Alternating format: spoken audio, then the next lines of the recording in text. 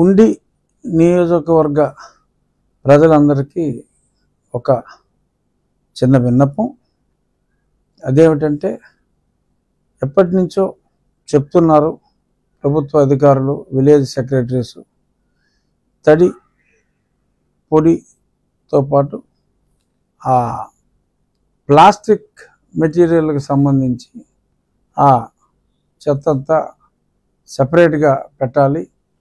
మీరు ఇచ్చే వ్యర్థాలతో ఆ ప్లాస్టిక్స్ని కలపొద్దు, దాన్ని సపరేట్గా పెడితే దాన్ని కూడా తీసుకుని వెళ్ళి సపరేట్గా ట్రీట్ చేయడానికి ఉంటుందని.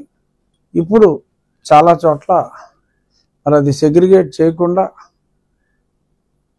కలిపేసి ఒకే చెత్తగా ఇస్తున్నారు కొన్ని గృహాల్లో. చాలా గ్రామాల్లో రోజు విడిచి రోజు ఇంటి దగ్గరికి వచ్చి ఆ పంచాయతీ అధికారులు, పంచాయతీ స్టాఫ్ వచ్చి తీసుకుని వెళ్తున్నారు. యావరేజ్ చూసుకుంటే 50%, కొన్ని ఊర్లో 80% ఉంది, కొన్ని ఊర్లో 20% ఆ చెత్త సెపరేట్ చేయడం జరుగుతుంది. సెక్రటరీస్ అందరితోటి ఈరోజు ఒక సమావేశం నిర్వహించాం. ఆ సమావేశంలో సెక్రటరీస్కి చెప్పింది ఏంటంటే, ఎవరైనా ఆ చెత్తని విభజించకుండా కలిపి ఒకే చెత్తగా ఉంచితే దాన్ని మీ ఇంటి దగ్గరే వదిలి వెళ్ళిపోతాం. ఇంకా మారకపోతే ఎవరైనా ఆ చెత్తని తీసుకువెళ్ళలేదని చెప్పి రోడ్డు మీద వేస్తే ఆ మరుసటి రోజు ఆ చెత్త మీ ఇంటి ముందే కుమ్మరించడం జరుగుతుంది. పబ్లిక్ ఇంట్రెస్ట్ మీద సహకరించండి.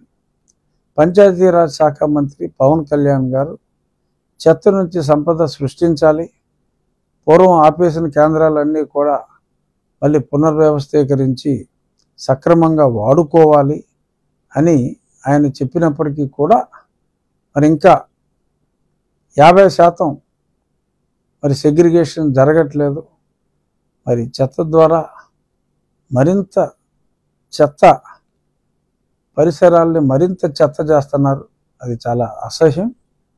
చెత్త నుంచి సంపద అనే నినాదం అలా ఉంటే, మరి చెత్త నుంచి దరిద్రం అనే ఒక కాన్సెప్ట్తో చాలామంది గృహస్థులు ఫాలో అవ్వట్లేదు. సో దయచేసి మీ ఇల్లు శుభ్రంగా ఉండాలి, మీ ఊరు శుభ్రంగా ఉండాలి అంటే పంచాయతీరాజ్ శాఖ వారికి పవన్ కళ్యాణ్ గారు చెప్పినట్టు సహకరించాలి. ప్రతి కేంద్రంలోనూ తడి చెత్త, పొడి చెత్త సపరేట్గా ట్రీట్ చేసి మరి ఆ వేస్ట్ నుంచి మెన్యూర్ ఎలా చేయాలి అనే దానికి చర్యలు తీసుకుంటున్నారు.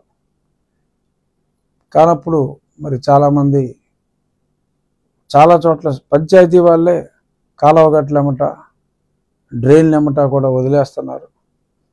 అటువంటి గ్రామ సెక్రటరీల మీద కూడా, ఆ పంచాయతీ సర్పంచుల్లో మీద కూడా చర్యలు తీసుకుంటామని చెప్పి ఈరోజు ఖచ్చితంగా ఇన్స్ట్రక్షన్స్ ఇవ్వటం అయింది. సో కాబట్టి ఈ రోజు నుంచి ఉండి నియోజకవర్గ ప్రజలందరూ, 74 గ్రామాల ప్రజలందరూ కూడా చెత్తని సెగ్రిగేట్ చేయండి. చెత్త నుంచి సంపద సృష్టికి, సంపద అంటే పెద్ద కోట్లు వచ్చేస్తుందని కాదు, ముందు చెత్తని సక్రమంగా వదిలించుకోవటమే అదొక గొప్ప టాస్క్ అది.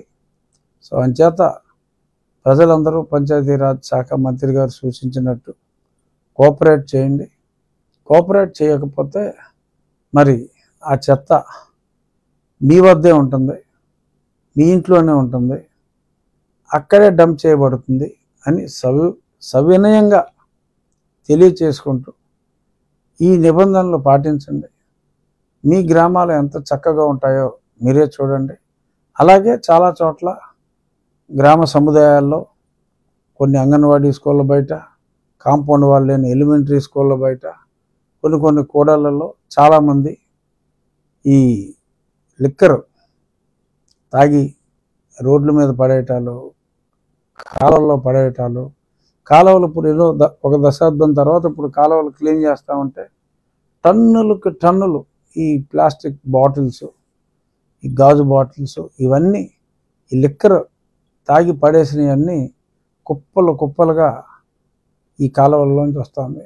కాలువలు పూర్తి చేస్తున్నారు, సాగునీరుకి ఇబ్బంది పెడుతున్నారు, మరి డ్రైనేజ్కి ఇబ్బంది పెడుతున్నారు. దానివల్ల కలుషితమై వ్యాధుల బారిన పడుతున్నారు, జనం చచ్చిపోతున్నారు.